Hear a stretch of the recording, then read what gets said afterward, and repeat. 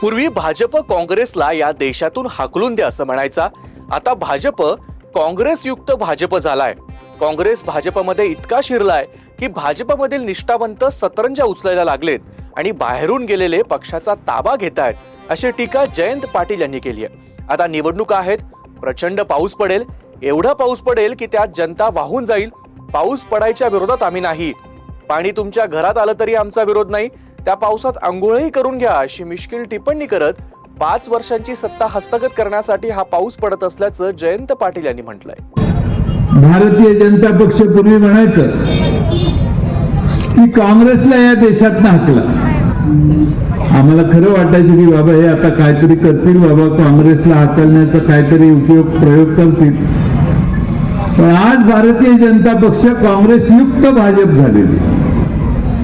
एवढं काँग्रेस शिरलेलं आहे भाजपामध्ये की भाजपामधले जे निष्ठावंत आहेत ते सतरंजा गोळा करायला लागले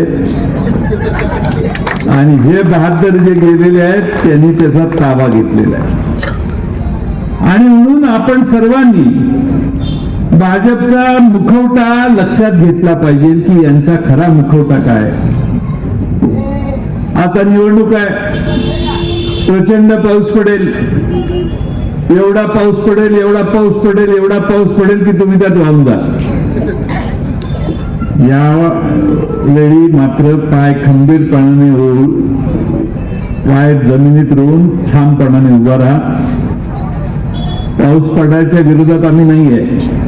पडला तर तुमच्या घरात पाणी आलं तरी आमचा विरोध नाही.